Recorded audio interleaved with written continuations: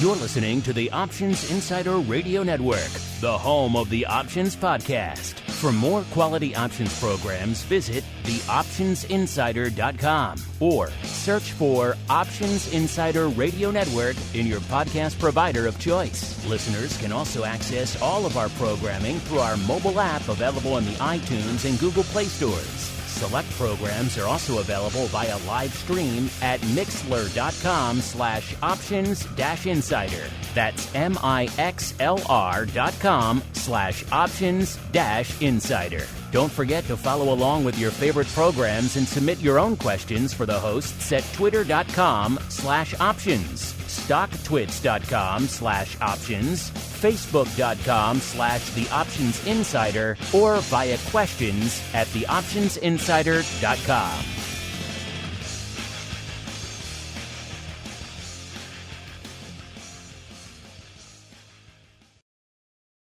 Gold, crude oil, corn, soybeans, and more. With so many tradable products, the futures options market can be an intimidating place. How can you possibly keep track of the latest trading developments across so many different products? Don't worry, we've got you covered. Welcome to This Week in Futures Options, the program designed to help active futures options traders stay on top of this ever-changing marketplace. Each week, we'll break down the top trades, hot products, volatility explosions, and much more. This Week in Futures Options streams live, so be sure to check out our live stream via the Mixlr app. That's MIXLR. Or join our live chat room at mixlr.com/options-insider. Whether you're an experienced veteran or a newcomer looking to separate the wheat from the lean hogs, This Week in Futures Options has the information you can't find anywhere else. This Week in Futures Options is brought to you by CME Group, the world's leading and most diverse futures and options exchange. For more information and educational resources about futures options at CME Group, visit cmegroup.com/options. This Week in Futures Options is also brought to you by FTSE Russell, a leading global provider of benchmarks, analytics, and data solutions. For more information, please visit ftserussell.com, cboe.com, and cmegroup.com. And now, get ready to break down the latest futures options trading activity. It's time for This Week in Futures Options. All right, everybody. That music means it is time once again for TWIFO, This Week in Futures Options, the program where the name pretty much says it all. We're going to break on the week that was, and indeed still is, on the futures options side of the fence. Maybe we'll talk some ag, some metals, some energy, maybe some crypto, some equities. You never know what's going to sneak onto the show every week. That's why you have to tune in. My name is Mark Longo from theoptionsinsider.com, as well as, of course, from the ever exciting Options Insider Radio Network, coming at you usually a couple of shows a day there on the network. This week being the exception, of course. We were off for the Memorial Day holiday here in the U.S. on Monday, but making up for it over there on the pro side with pro Q&As, options oddities. Just did our Options Insider Pro Trading Crate giveaway for the month of May. Where do you get entered to win all that awesome stuff we're giving away? Plus, get access to those exclusive shows. Plus, get access to any live show you want during the week and a whole bunch more. Theoptionsinsider.com/pro is the place to go to begin your journey to the dark side. And let's see who's joining us as we journey to the dark side together. I'm very pleased to welcome once again to the CME Group and FTSE Russell hot seat our old friend, Mr. Dan Gramza, the president of Gramza Capital Management. Dan, welcome back to TWIFO, sir. It has been too long. It's great to be with you, Mark. Exciting times. Looking forward to exploring these markets with you. A lot to explore. Really quickly, Dan, at the top of the show here, before we get into the movers and shakers and all that fun, it's been a little while since you joined us. It was pretty much the end of March. So multiple months in the rearview mirror. A lot has gone on in the broad markets and in the commodity space in particular. What's been catching your eye and lighting up your tape since the last time we chatted, sir? Well, I think the thing that we hear so much about which is the Ukraine war situation, which has really matured since you and I spoke last. It's I think, the tsunami of economic impact of that invasion hasn't been felt yet, and it will be felt towards the end of this year. And a couple reasons for that.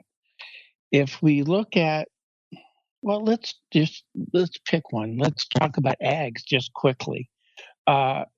If you think about wheat, well, they plant wheat in Ukraine and Russia. They supply about 30% of the global supply.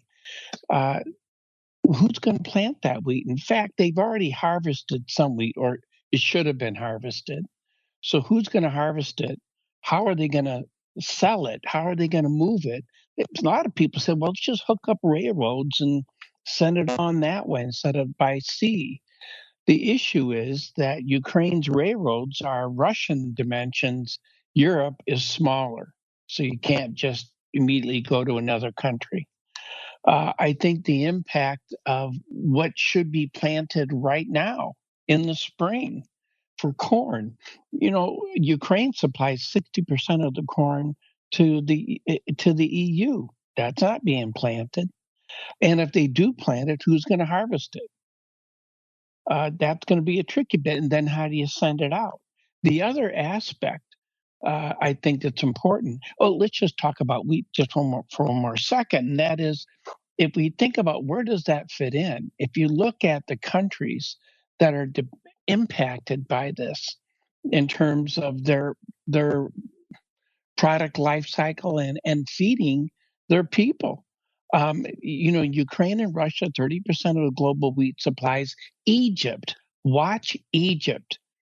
Countries that are at risk. When Egypt had the Arab Spring, that was because the cost of a loaf of bread increased. It is a big deal in that part of the world to have bread, to have wheat. And Egypt is the world's largest importer of wheat. They have more demand than any other country. 70% of Egypt's wheat comes from Russia and Ukraine. So it's going to have a tremendous impact. 50% of the global world food program that feeds 125 million people, 50% of that comes from the Ukraine. That's not going to be happening. 78% of Turkey's wheat imports come from Russia, and another 9% from Ukraine. And Turkey takes that wheat and processes it and sends it out. It's one of their major Turkey's exports, or I should say, Turkey, the new name for it. But anyways, that's going to have a big impact there. And so we haven't felt that yet. And, there's other areas. When we think about energy, we hear a lot about crude oil and natural gas, but there's a lot of other areas that have a tremendous impact that this conflict we're going to feel. And where I think of it is, let's talk about fertilizer. Russia, major exporter of potash, ammonia, urea, and that fertilizer is going to have a huge global impact. If you look at Russia and Belarus, they account for about 40% of the global exports of potash last year. And that's one of the three key ingredients when it comes to fertilizer. So 22% of ammonia, 14% of urea, 13% of MAP, which is the ammonium phosphate, a key part of fertilizer. Now, okay, Brazil, let's just pick a country, the world's largest exporter of soybeans. And they rely on imported fertilizers, and that accounts for 38% of their crop nutrients. So when people say, well, there is this wheat and corn shortage, but other countries can just produce more, grow more. Well, if I'm a farmer, can I afford to do that? Could I expand? Maybe. But if I can't fertilize, am I going to get the return? Maybe not. So the assumptions that our food supply is going to expand accordingly as we lose that food supply there, I'm concerned about that. I just don't see that automatically happening. So it is a big deal in terms of what can happen there. And just one other area, Mark, you got me thinking about these things, and it's sunflower oil. Probably not something that you and your listeners usually think about, but 75% of sunflower oil comes from Russia and Ukraine. Right now, that should be planted. It's not being planted.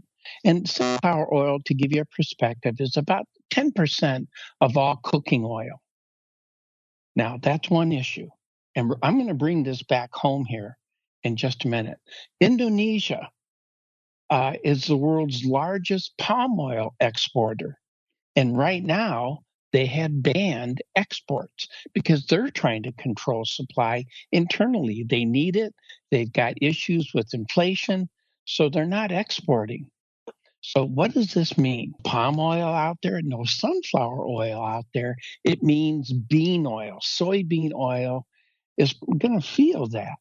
So watch soybean oil as time goes on. Again, these crops, sunflower oil, sunflower should be planted now, and they're not being planted. So they won't be harvested.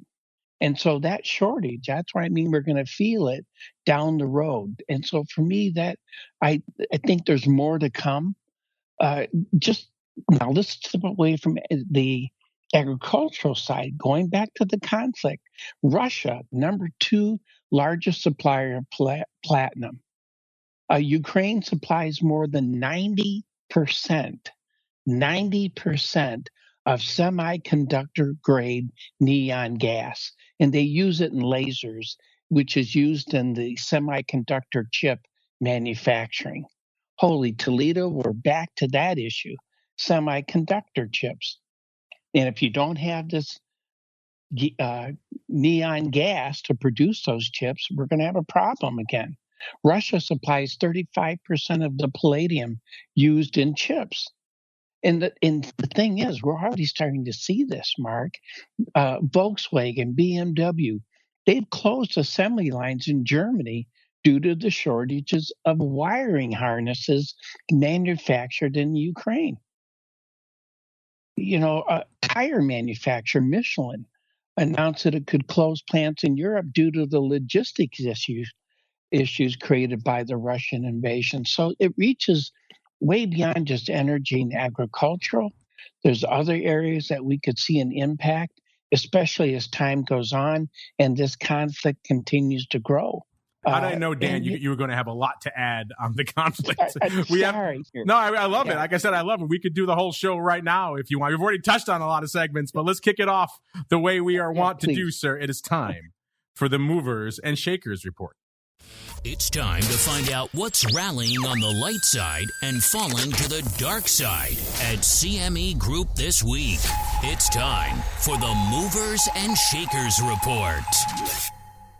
All right, everybody, welcome to the Movers and Shakers Report, the portion of the show, listeners, where we determine where we're going to kick off our journey this week, to the light side, a.k.a. the upside, and to the dark side. You guys can see this one for yourselves. It's one of the only pretty much premium reports from the folks over there at Bantix you guys can get your hands on for free. Kick the tires and light the fires over there at CME tweets it out. We tweet it out as well. If you looked at it this week, you'll see it's pretty much equidistant to the upside and to the dark side. So kind of interesting bifurcation in the markets out there. And Dan, I love when you join us on the show because your enthusiasm is so apparent. It just explodes through the microphone, sir. We don't even need to get into the segments. We could just dive into all of it at the top of the show. But if we follow the format, sir, where should we begin our journey this week? To the light side or to the dark side? Let's do it to the light side. I had a feeling you're going to go that way, sir. All right, to the light side we go, listeners. And let's see, by the way, actually, I've said it before. I will say it again. There are those top 3 offenders that we throw out there. Nat gas, lumber, and Bitcoin. Usually you pick those 3, you have a good chance of being right in one direction every week, if not multiple times. And it seems like we have one, two, yes, all three of our frequent offenders. We have the trifecta represented in the movers and shakers this week. To the light side, we go first. Number 5, it's one of the aforementioned offenders. It's Bitcoin, up 3.27% this week. It was number 4 in the other direction last week, off nearly 2.5%. Again, before you get all hot and bothered, 291 contracts. It's actually a decent week for those Bitcoin options, but not blowing the doors off out there. Number 4, heating oil, back to the energy complex, up 4.47%. So a decent week for the heating oil. Again, before you get too excited, 808 contracts on the tape this week, so probably not heading out there. Number 3, RBOB, another frequent offender. We talked about, at least on our movers and shakers, quite a bit, up 5.54%. You'll see why we don't talk about it on the show proper right now, because it only does about 1,400 contracts. Number 2, copper. We keep ticking up the options volume chain here. Back to the metals now. Copper up 6.16%. A little bit busier contract, 8,239 contracts on the tape right now. So again, it's no euro dollars, but we could, if you are intrigued listeners, perhaps swing by there. And number 1 with a light side bullet this week, up 10.88%. Feeder cattle up 10.88%. Good for 5,347 contracts this week, so probably not hanging out there. It's no lean hogs, which we know can do 40,000 contracts in a week, but still an intriguing one out there. To the dark side now we go. Number 5 is Oats, off 5.25%. Dan was just breaking down all the ags. I have a feeling we'll get back to those in a little bit. Oats was number 3 in the other direction last week, up 8.68%. And again, this is probably the most anemic on our list here. A whopping 8 contracts on the tape for Oats. I don't know why Oats is such an anemic options contract, but c'est la vie. Number 4, our other frequent offender there, Nat Gas, off 5.61%. It was number 1 to the upside last week, up a little over 11%. You know Nat Gas can do some paper, so we might be heading out there. Number 3, KC Wheat, off 6.21%. Number 2 in the same direction last week, off 5.08%. It's immediately usurped to the upside there. Number 2, SRW Wheat, off 6.82%, aka Chicago Wheat. That was number 1 to the dark side last week, off 5.25%. You know SRW Wheat can do some paper, so maybe we'll head out there. And then number 1, our other frequent offender, back on the list this week, dominating the dark side, lumber, off 9.43%. It was number 5 in the same direction last week, off 1.81%. Again, before you get all excited, it's done a whopping 34 contract, which is actually a fairly busy week for lumber. But again, not a big options player. So Dan, we're going to get to ags in a little bit. I got a feeling a lot of our listeners have been intrigued and watching all the stuff going on in the energy market. So I think we're going to head out there first. It's time to tap into the deep options well of black gold, Texas tea, nat gas, and more. It's time to talk energy. All right, everybody, welcome to the energy segment. You guys know where to go to follow along with these reports for yourselves. CMEgroup.com/TWIFO, TWIFO is the place to go. Then get on into that drop down. It's alpha order, obviously, so you're going to go down 3 slots there to energy. And they're going to go over to the product family, go down another 3 slots to nat gas. And right at the top of the product list, you will see natural gas. Dan, this is a product that has been on everyone's radar ever since the invasion. It certainly has been dominating the tape pretty much since the last time you joined us back in March. What has been catching your eye in nat gas and indeed the energy complex, sir? Well, when it comes to nat gas, that's a good one to pick, Mark. It befuddles me. And the reason I say that, this is a market that should be fairly straightforward in terms of what's happening. When we think about demand and we think about supply and the potential interruption of that, we want to remember that the supply lines in Europe, from Russia to Europe, and there's a number of pipelines there, by the way, they haven't been shut off. And what amazes me is that Europe spent $850 million a day to Russia. And when it comes to energy, and that's going to be changing. And what we're seeing here for nat gas is, I thought we'd be a lot higher. I thought we'd be trading above $10 by now. We haven't. We've gone sideways over for the last few days. But I have to tell you, if you're on the short side of that market, be careful. because I think over the next few months, as more and more countries are signing on of cutting the pipeline in a sense, shutting down the flow from Russia to Europe, that customer base is going to have a dent when it comes to Russia's income, but also demand for nat gas. And things are improving. Our ability to send nat gas there. Almost all of our shipments now are going to Europe.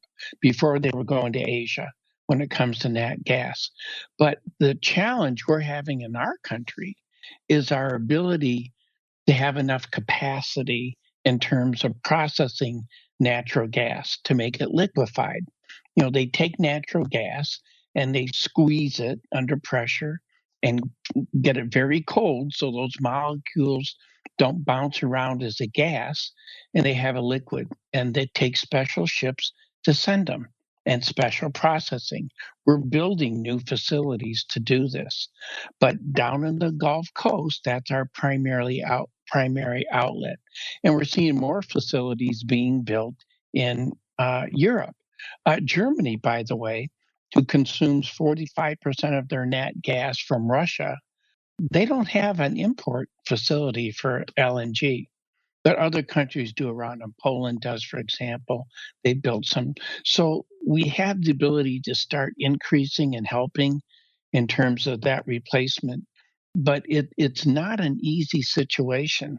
So from my point of view, again, if I think about the next few months, I think we should see some upward pressure in nat gas. I'm still bullish on that market. Crude oil, to me, is different. That market right now, I think a sideways move at these price levels, and I didn't think the nation supports this. We had OPEC today said they're going to increase their output. I think it was 648,000 barrels per day from the 400 and some they were doing before. That's going to help a bit. Crude oil to me should be around 115 to 110. So right now we're right about there. We're 116. So I think it's fairly priced. That's a different animal. To get above 120, if we trade back towards 120, you want to see it closing at 121, 122 that day. If you don't, look for a sideways move. And that's kind of what I'm looking for crude now, that 120 to 110 range, about a $10 range. Volatile as all get out, but I think it's fairly priced at this point.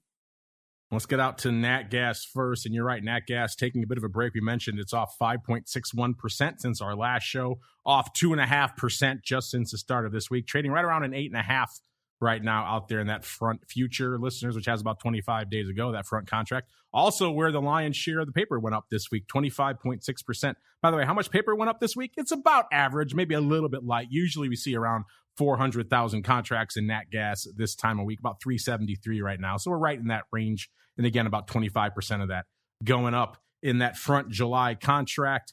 Vol-wise, what's going on from a vol perspective? Vol coming in, it's down to about a 79. It was about 7 points higher this time last week. So vol coming in, still obviously very volatile, very frothy. A 79 vol, nothing to sneeze at. And in terms of skew, we've seen a little bit of evolution since last week. Not so much on the puts, though. The puts are pretty much about the same. Last week, the puts 4.5% cheap. This week, 4.1% cheap. The calls last week were where the bid was, 4.2% bid. This week, they've been cut in half, 2.1% bid out there. So interesting evolution out there. Let's go out to what was the hot option. And actually, it wasn't in July. That was actually in September.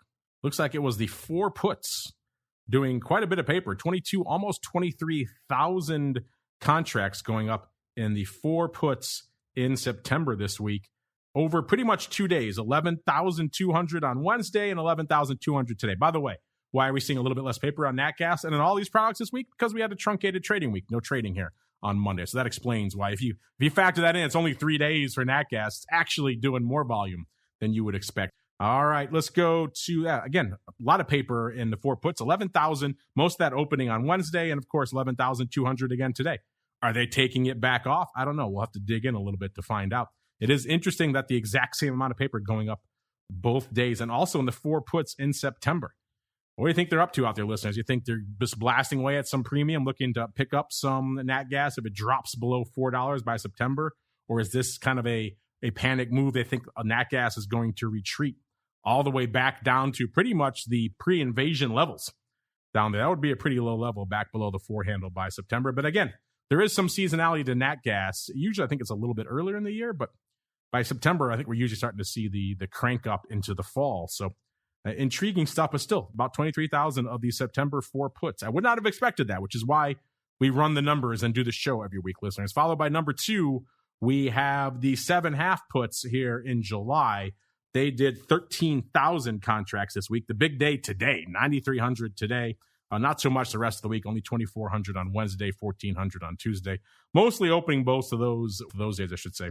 And then a lot of paper today. Again, we don't know opening, closing. I think we have a question about that a little bit later about the opening, closing. So we will come back to that in the futures options feedback. We also saw action on the 10 calls, 11,433 of those to be precise. 4,200 today, 4,500 yesterday, 2,600 on Monday. Opening throughout most of the week. And we obviously don't know about today's paper.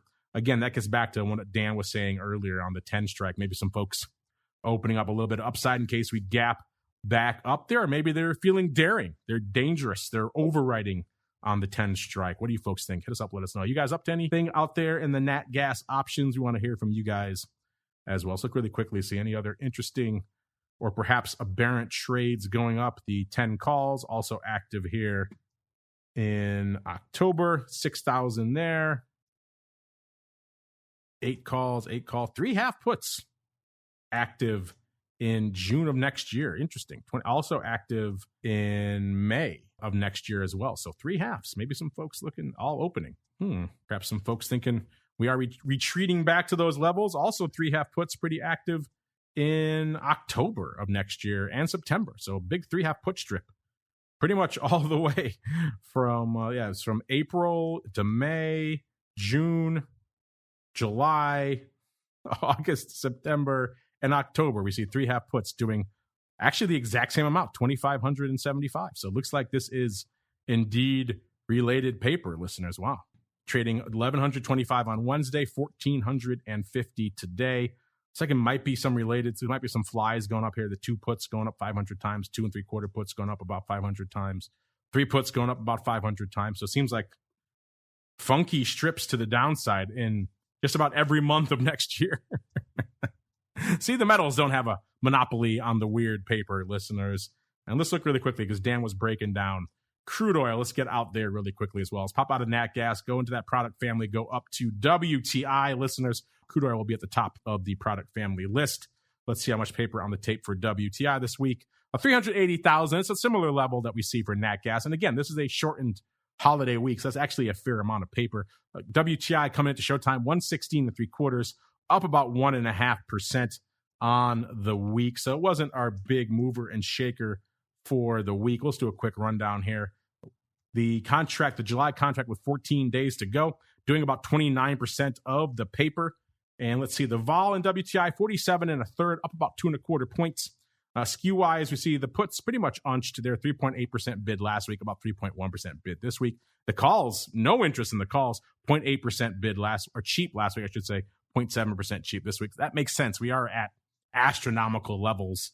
Kind of hard for people to get, I think, too super excited about buying the calls, and also they don't want the risk still of selling them. So keeping their powder dry on the call wing, that seems to be reflected there in the skew. Let's see, in terms of action, it was the 110 puts that were leading the dance this week out here. And actually, I take it back. 110 puts to 12,000. But if we go all the way down to June of next year, listeners, it's the 150s, the 150 calls dominating the tape. Looks like, again, we have a vertical, the 150-200 vertical going up 4,500 times on Tuesday, 800 times on Wednesday. And then I guess for good measure, they did another 8,800 of the 150s today and only 1,750 of the 200s today. So not quite a one-to-one verdict, just a lot of action on the 150s. I don't know, Dan, what are your thoughts on the 150-200 vertical in WTI for June of next year, sir? Is that one of your recommended trades of the week? I got to tell you, Mark, that really does say something about attitude, doesn't it? And it says something about the point of view of where things may shake out. And it's that longer term attitude that I find interesting. I don't see crude oil getting to those levels at all. But, price dictates what we do, not what we feel. And I find those levels really very interesting that someone has that kind of an opinion. Yeah. I mean, the 110 puts makes sense. People want a safety net in there. But boy, those other ones, that's a pretty optimistic outlook. Optimistic and or terrifying, I guess. Pick your point of view. Both, yeah. Right. All right, Dan, you regaled us with a lot of ag info at the top of the show, but there's a lot going on in the ags. A lot of our movers and shakers to the dark side this week are in the ag, so I think we'll hang our hat there next. It's time to get our hands dirty exploring the latest options, trades, and trends in corn, wheat, soybeans, and more. It's time to talk ags. All right, everybody, welcome to the ag section. Get on into that drop down, pop out of energy, go all the way up to the top of the asset class list for agriculture, obviously. Then pop on over to the grains and oilseed. That's where we're going to hang out today. Dan, you were just talking about the ags. We have Chicago and KC wheat as well as oats dominating our dark side. If you throw lumber in there, the softs, it's pretty much all ags with the exception of nat gas. So where should we begin our journey this week in the ags, and what is lighting up your tape out there this week, sir? Just a quick one on lumber. Lumber kind of makes sense if you think about some of our housing permits and new housing starts and other things that we've seen over the last few months. They're getting a little softer. It does make sense. Our supply has gotten stronger. That's one of the main things. When we had the virus shut down the lumber industry, we really felt that shake through our entire construction operations, but that's improved tremendously. So I think lumber is doing what it should do right now, and that is to stay relatively weak. But when it comes to the wheat market itself, I'm leery of it here, Mark. I think that in corn, it's cheap, even though historically this is expensive, I should say. For wheat, for example, for Chicago wheat or Kansas wheat. But we're coming into a time where there's usually a fairly consistent rhythm when it comes to wheat. If you look at 6 out of the 7 last years, August, that market had Chicago wheat was up in August, 6 out of 7 of our last years. And so is that a tendency we're going to see coming down the road? And that attitude, I think you and I could see reflected in the options as we go further out. Is that building? Do we see option positions building on an optimistic point of view? So the wheat markets, including Kansas, Kansas is that higher protein wheat. So it usually trades at a premium to Chicago wheat. So that differential we expect to be maintained. If that changes, then it may say something about spreading opportunities in the futures markets as well as in the options market. So I find that an interesting complex to keep an eye on. That it certainly is. Let's get out there and find out for ourselves what is going on. By the way, if you're curious, the differential between Kansas City wheat and Chicago wheat listeners, KC wheat does about 13,000 contracts on the tape right now versus Chicago wheat about 90,000. So we're going to hang out there, plus Chicago wheat higher on our dark side movers and shakers this week. Get into the ags, go on to the grain and oil seeds, pop on into SRW wheat. That's where you'll find this, listeners. Again, about 90,000 contracts on this truncated holiday week. So pretty decent paper, all things considered. Dan mentions he kind of thinks it feels cheap, even though we are at kind of historically high levels. That level translates to about a 1061.5 right now, off about 8.3% on the week. Again, if you go back to last week's show, it's only off about 6.8%. Let's see, in terms of where we are right now, again, about 1061.5. If there's a contract going away in about a day, we're not going to hang out there, listeners. Instead, we're going to go out about 22 days to the July contract. That did exactly 50.0%. You never see that of this week's paper going up in that July contract. I do like the ags. They do seem to concentrate their liquidity in a couple of months, and it's usually not like the equities where they go away in like a day. So a little bit easier to parse from a vol and a skew perspective out here. Speaking of vol and skew, let's see what's going on out there. Almost a 39. That's the vol in the July wheat right now. So decently volatile, all things considered, up about a point. And again, that's to be understood. Wheat has moved quite a bit ever since the February invasion out there. So a little bit shy of 40. That sounds about right. Maybe you can argue it should be even higher given what we're seeing out there of late. Again, that's kind of a little bit more inflated than small cap equity vol, a lot more inflated than large cap equity vol, and even more inflated than some of the other commodities we've been talking about out here on the show. Skew wise, last week the puts 1.5% cheap. This week, 4.2% cheap. So the puts coming in, the calls last week, 4.1% premium. This week, 6.5% premium. So calls getting bid up, puts coming in as we move down the skew curve. That's pretty much about what you'd expect, all things being equal out there. Let's go out to see what the big dog was. What was the hot option trade? Again, about 90,000 contracts on the tape. We're at about a 1061.5 right now in the futures. It was the par puts, the 1,000 puts leading the dance this week with 7,168 contracts. The big day today, 3,157. Yesterday, 2,850. Tuesday, 1,161. Pretty much opening all week. And again, that makes sense why that strike would capture the imagination. Even money strikes usually tend to dominate on these lists. And that's pretty much what we're seeing here. Let's see. After that, we have to go out actually to September to the 13 half call. So it wasn't all puts all the time. Calls also lighting up the tape in September. 13 halves. Looks like someone coming in and maybe closing these out. 13 halves doing 4,500 contracts. 14 halves doing 4,200 contracts this week. Almost all of that closing. Looks like they came in and took off a 13 half, 14 half vertical 2,500 times on Tuesday and about 2,000 times yesterday. Nothing today, so no action today. So it looks like they had some upside, and maybe they were fading the upside we saw in wheat. Probably, given the price action we saw, they probably were long that vertical, and I guess they're washing their hands of it now. If that's the case, then unfortunately that one probably left a bit of a mark on them there.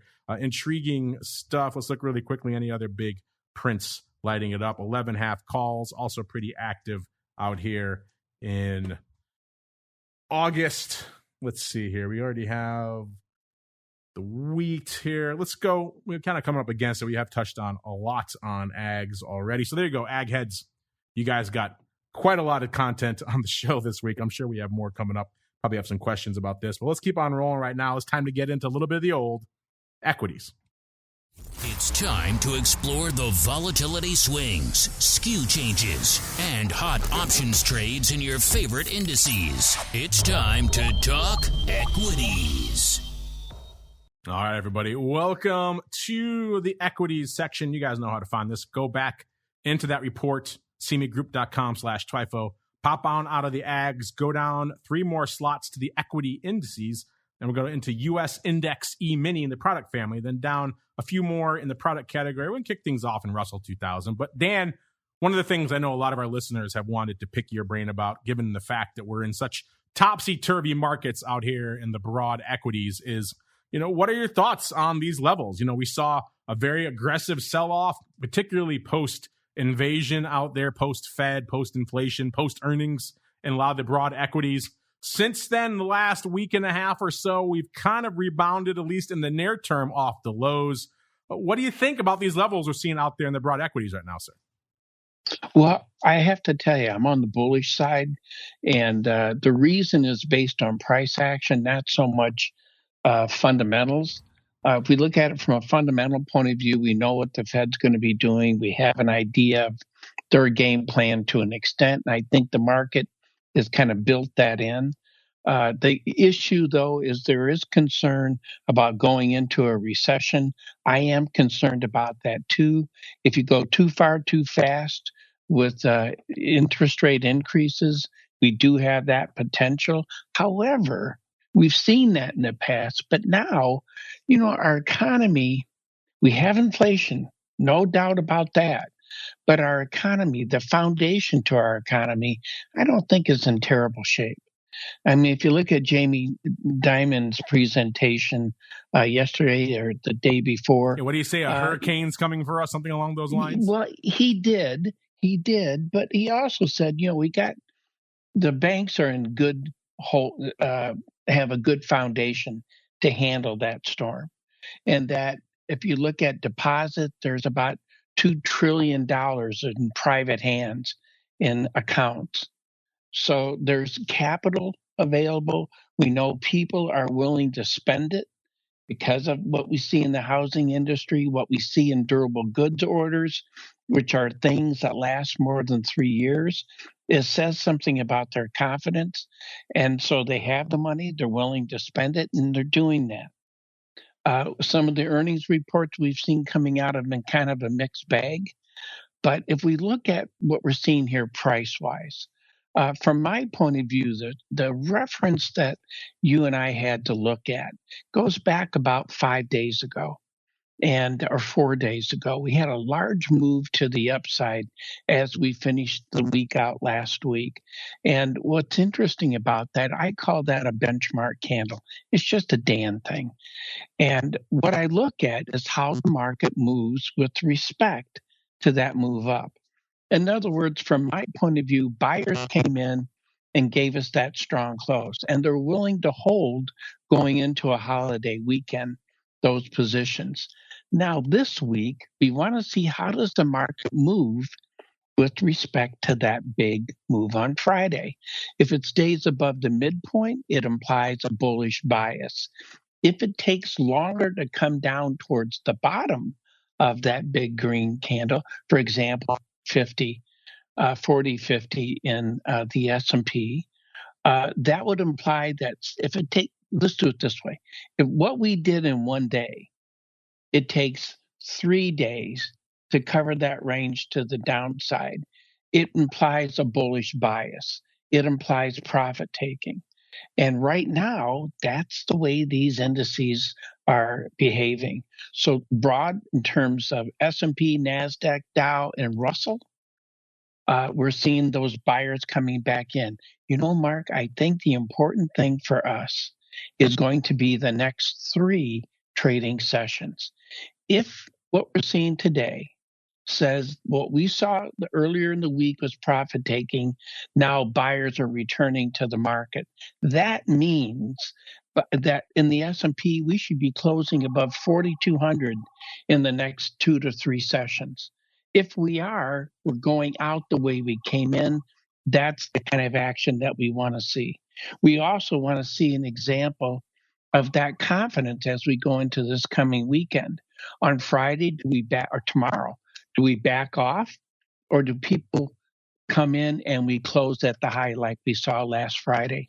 I think it's an attitude that we're seeing when we see that kind of action. NASDAQ, the same thing. 13,000 is going to be the magic number. 33,500 in the Dow. We want to close above that by the end of the week or by the close on Monday. And over in our friend, Mr. Russell, we want to see that closing above 1900, 1920 to 1930.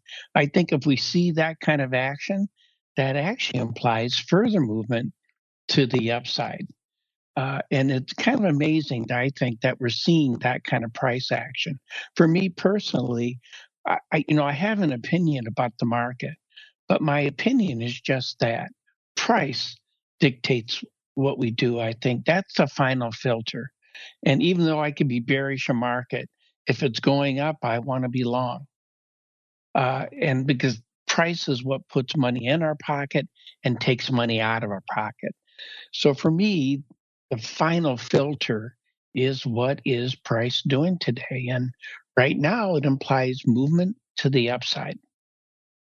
Well, Dan, you are probably like the 5th person in the last week to come on the network and tell me they think they've seen the bottom here in the broad equities, which is kind of interesting. And again, a little bit fascinating, again, given how much we got beat up. And you're right, that 4,200 level was very critical to the downside. It took us a while to break it, kept bouncing off of it. Now, if we can close above it out there in the S&P, that'll certainly be a level to watch. Speaking of things to watch, let's look at the vol levels out here. And again, spoiler alert, they're all down since this time last week. RBX flirting once again with the 30 handle. It was north of it for quite some time, flirting with 40. Now, about a 30.25 when we kicked off the show. Puts it down about 1.5 points from where it was this time last week.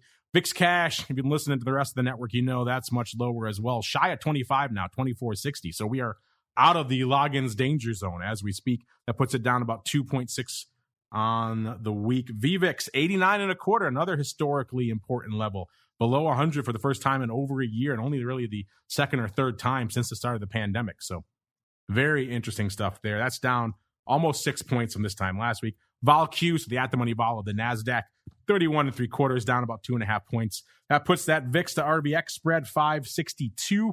That's about 1.25 points wider, so widening out a bit since last show. And the VIX to Vol Q, so the S&P to NASDAQ vol spread, almost 7.2 points. That's about 2.6 points wider than last week. So both of those vol spreads, large cap to small cap, and the S&P to NASDAQ spreads, widening out a fair bit this week. What's on the tape out here in the land of small caps? Let's find out. Again, a truncated holiday week.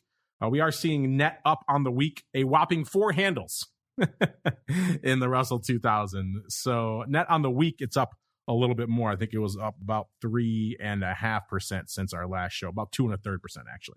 So yeah, but right now, since the start of the week, not a heck of a lot of net movement in the Russell 2000. Let's see, of the action here, we see about 40% going up in actually mid-month. Looks like the June contract that has about 15 days to go. We're at about an 1889.90 right now, by the way, listeners, in small caps. So still shy of that 2000 level. Vol right now in this contract here in small caps, about 28.90. So that lines up pretty closely to what we're seeing out there in RVX land, a few points away. Again, you're always going to see a little bit of a difference because there is that fudge factor in the VIX methodology that incorporates skew and a few other things there. In terms of skew, speaking of skew, the puts last week, 10.3% bid. This week coming in a little bit, 9.2% bid. So not quite as bid this week as they were last week. The calls last week, 9.5% cheap. This week, about 10%. So the call is pretty much hanging out. The put's getting a little bit cheaper on the week. And in terms of action this week, it was actually the 1,700 puts. That's in expiring here in June. Again, we're at about almost an 1890. These are the 1,700 puts doing close to 1,000 contracts this week. The big day was Monday. Actually, I take it back, Tuesday. Obviously, we were closed Monday. So the big day was Tuesday. 500 on Tuesday, a few hundred today. The rest scattered throughout the week. Looks like actually a bit of a vertical, 1,700, 1,800 put vertical going up about 500 times on Tuesday and then scattered times throughout the week. Interesting. 1-to-1 on Tuesday, and then again, kind of different ratios throughout the week. 1,800, 1,700 put vertical. You like that, listeners? If so, how do you like it? Buying it or selling it? Hit us up. Let us know what you think. Speaking of letting us know, let's see. We're kind of coming up against this. So yeah, let's go out there next. I think it's time for your futures options feedback. It's time for your questions, comments, and insights. It's time for futures options feedback. Submit your questions at twitter.com/options, facebook.com/theoptionsinsider, stocktwits.com/optionsinsider, or via questions@theoptionsinsider.com. You can also submit your feedback via our Options Insider Radio Network mobile app, available for iOS, Android, and Kindle Fire devices. You can even ask your questions live via our Mixlr chat room. So grab the Mixlr app or just search for Options Insider at Mixlr.com. That's Mixlr.com. All right, everybody, welcome to the Futures Options Feedback. This is, of course, the portion of the show where you guys take the reins, your questions, your comments. We have some polls and other stuff to get to. I'm going to get to this one really quickly from the chat. You kind of touched on this earlier, Dan, but if you have any other thoughts, Unlimited in our chat wants to know, what does Dan the Man Gramza think about fertilizer's impact on the ags, sir? First off, you like that nickname? And then he wants to know if you have any additional, you kind of touched on this earlier in the show, if you have any additional thoughts on what's going on with fertilizer and the impact on the ag market, sir. Well, that is an interesting moniker, but I have to tell you, it's to be felt. we're coming into the next few months where I think the economic impact of not having enough fertilizer is going to be felt. It's being felt right now because people have to make a decision. If, in fact, your product should already be in the ground right now, because we have a growing window here, just like they do in Ukraine and Russia. We have some, like for corn, we have some hybrids that can be planted a little bit later. But anyways, the issue is, how much did you plant? And what would help you make that decision? Well, the difference in cost between corn and wheat and beans, that has an impact. The U.S. dollar has an impact. Are we going to be able to sell what we produce, or is it too strong?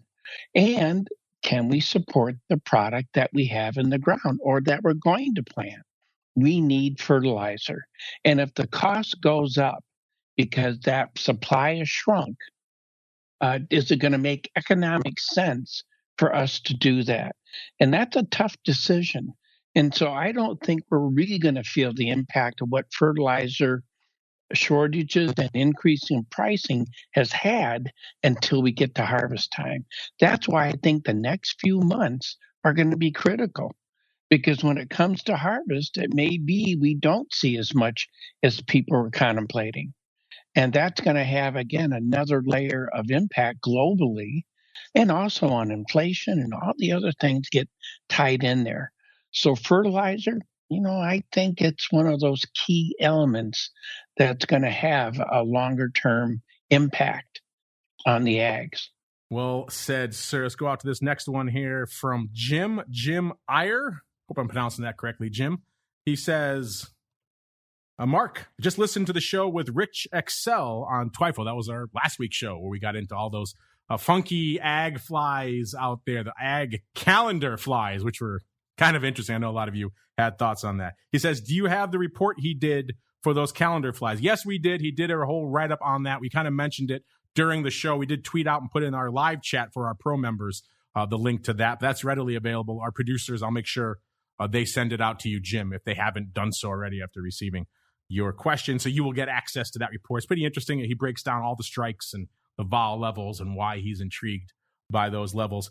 He has a second question. He says, also, how can you tell when, for example, if someone with the skew, say the 25 delta calls, are buying to open or selling to close, you are still buying the call to move the 25 delta to a higher price, right? Thanks, Jim. Well, yeah, Jim, if I can read between the lines of your question there, that is a little bit more challenging on a show like this with TWIFO than it is, let's say, in the equity options marketplace. Usually we have that broken down for us very easily and readily with the opening and closing on the equity side. We have that to a degree here in the premium reports. If you guys go over to Bantix and check it out, the earlier days, it will tell you whether that is opening or closing. So that helps us from that perspective. One of the reasons I mentioned why it's more challenging on the futures option side is we don't really have as much insight into the execution as we do on the equity option side. If I see a big print go up in, let's say, Tesla options, for example, I can go see exactly when that went up. I can see the price. I could see where that was on the bid offer spread, if they were lifting the offer, if they were hitting the bid, if they were working it somewhere in the middle. I also will obviously know if it's opening or closing, and that will help give me more insight into what's going on out there. With the futures options, you don't have that same level of granularity. I can't tell if they're hitting bids or lifting offers. You have to do a little bit more legwork to try to ferret that out. And it's not always easy to do live on a show like TWIFO. So we don't always know that, especially for stuff that's going up the same day. And oftentimes our show day is an active day, so we can't tell exactly what is going on. But that said, your supposition that someone, if they come in and they're buying to open a bunch of those 25 delta calls, then yes, that is going to move the vol levels of the upside call wing. That's going to move that higher. So yes, that's one of the ways we kind of interpret that. We look at the skew, right? And we could see right away if the skew is collapsing in the put wing of a certain option, you could usually reasonably intuit that there is some selling activity going on, whether folks are coming in to sell to close and take off positions, or they are crushing and selling to open new positions. Either way, a ton of selling activity is going on. That's going to drive down the implied volatility levels in that put wing. Same thing with the call wing. If we see a lot of buying activity, then it's going to drive up the vol levels, and it's, vice versa if they come in and sell a lot of it. So that's also a way we can kind of look at the skew. And if we can't tell if it's, let's say, a lot of same day paper, if we can't reasonably tell if we see a bunch of call strikes going up and the calls are suddenly far more expensive this week than they were last week, that's usually a good sign that there was a lot of buying paper going on that strike. So yes, your supposition is correct, Jim. Keep listening. If you want to join us in the live, you can ask these questions live there for yourself, and our producers will get that report out to you post haste. All right, we got time for one more here, Dan. Let's go out to, I like this handle, Hedwig 223. He says, we saw a big retail or small lot trading boom in stock and index options last year. Did that volume also carry over into commodity options? And was it the same type, predominantly call buyers, or was it more mixed? Well, Mr. Dan, if you have any thoughts here, or first off, if you have anything you want to add to Jim's question about how can we tell if things are opening and closing and the impact on the skew, have at it. And then B, if you have anything to add here for Hedwig, wants to know, did we see a similar retail trading frenzy in the commodity options that we saw in the equity options last year? Well, first on A, no, I think it was a great question that Jim had, and you did a terrific job answering it to give that insight in terms of what's going on. On B, yes, I would say we have. When the CME launched the micros on the indexes back in May of 2019, my first thought, and actually other exchanges, Eurex also had a micro, but when we look at what happened at the CME group, what I was looking for is to see, where does that volume come from? Is it the mini contract, all those, the volume there just shrinks and it goes over to the micro contract? So it scavenged, volume from the mini contract. Not the case. It didn't do that at all. And what we see is this new volume coming into the micro. Well, who's that? And my belief is that it's that equity trader. The cost to put on a micro position is so much less. If you look at crude oil, talking about commodities, it's $8,880 to put on a crude oil contract margin. And it's $880 if you're doing a micro position. So your cost to establish a position is greatly lower, and your exposure per tick is about 1/10. So going back to the S&P 500, it goes from $12.50 down to $1.25. Here's what's fascinating to me: 1.4 billion micro futures contracts have traded since May of 2019. I remember being at the exchange, and in the first 5 days, they did 6 million contracts. Holy Toledo, 28% of that volume is transacted from participants outside the United States. And that's what I find. And 20% of that volume comes across before the U.S. cash open, before the stock market. Now, let's go back to commodities. That was the question. And the one that I think is really interesting to look at, check this out, and that is, look at the micro crude oil futures.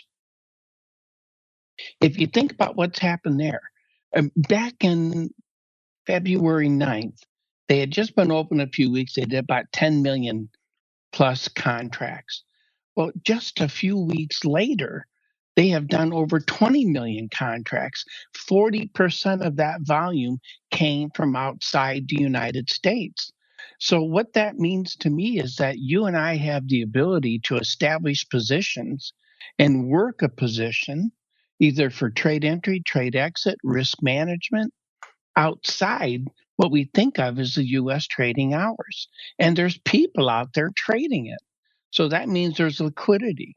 That means you and I can get in and get out. So I think it does provide new opportunities, and I think those options are going to reflect that. So yes, I do think that participants that have come into the market, starting with those stock indices, we are seeing them bleed over into, currencies and metals and the energy market, more so than we ever have in the past. And I think that trend's going to continue. The pool of equity traders that realize maybe there's an alternative investment are recognizing it. And so I think this volume flow that we're seeing is just the beginning of strength that's going to continue.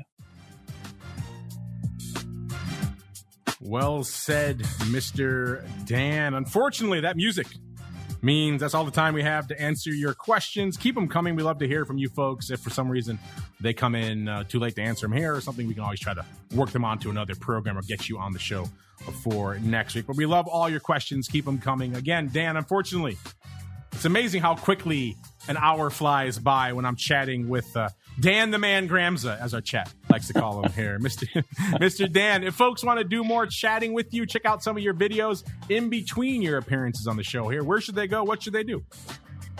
Well, they could go to dangramza.com. On that website, I have a free video. It lasts about 2 to 3 minutes. I look at 22 different markets, and you'll see red and green lines, which represent buy and sell levels. From my point of view, these are not buy and sell recommendations. I'm just trying to share how I would look at these markets. And the idea is, if you've never traded futures, a place to begin, just watch them. Get a feel for how they move. You know, it may not be as crazy as a lot of people think in terms of their movement. Or if you're only trading stock indices, maybe you'll find out that crude oil or currencies or energy or ags or interest rates, those are the markets that I cover, may be of interest to you. So there may be some other opportunities for your own personal trading. So that's a place to check out some additional ideas I try to share on a daily basis. There you go. Check them out. Dan Gramza, GRAMZA.com is the place to go. Of course, you know where to go. Check out these reports we run for you this week and a whole bunch more. CMEgroup.com/TWIFO. And of course, last but certainly not least, it's coming up on that time, listeners. It's coming up on Recon time. We'll be checking in with those folks soon over there at FTSE Russell. In the meantime, if you want to learn more about Recon for yourselves, what's going on from a vol perspective, correlation perspective, how's COVID perhaps impacting or not impacting small caps earnings, a whole bunch more, FTSERussell.com, FTSERussell.com is the place to go to kick the tires and light the fires. Give them a follow on the old socials as well, at FTSE Russell, FTSE Russell, all one word over there. On Twitter is a good place to start. Unfortunately, that's the end of our broadcast day today. We'll be back again tomorrow, noon Central, 1 p.m. Eastern, to break down this mad week from a volatility perspective. Then for all you cool kids in the Secret Club, back again after that for a little bit of the old options oddities. Take care out there, listeners. Stay safe over this weekend. We'll see you back here next Thursday, another episode of This Week in Futures Options. This Week in Futures Options is brought to you by CME Group, the world's leading and most diverse futures and options exchange.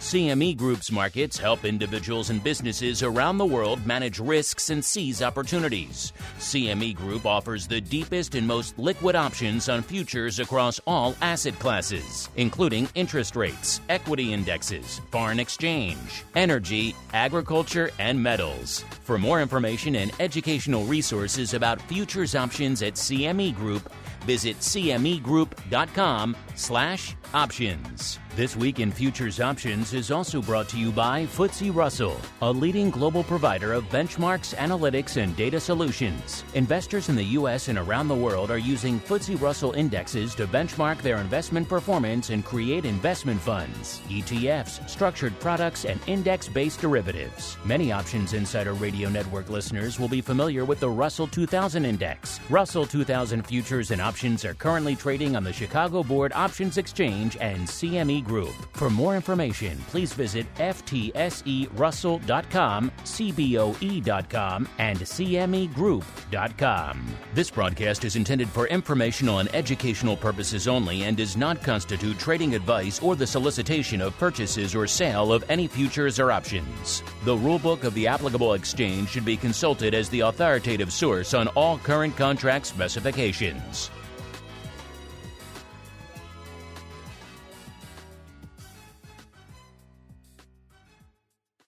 You're listening to the Options Insider Radio Network, the home of the Options Podcast. For more quality options programs, visit theoptionsinsider.com or search for Options Insider Radio Network in your podcast provider of choice. Listeners can also access all of our programming through our mobile app available in the iTunes and Google Play stores. Select programs are also available via live stream at mixlr.com/options-insider. That's mixlr.com/options-insider. Don't forget to follow along with your favorite programs and submit your own questions for the hosts at twitter.com/options, stocktwits.com/options, facebook.com/theoptionsinsider, or via questions at theoptionsinsider.com.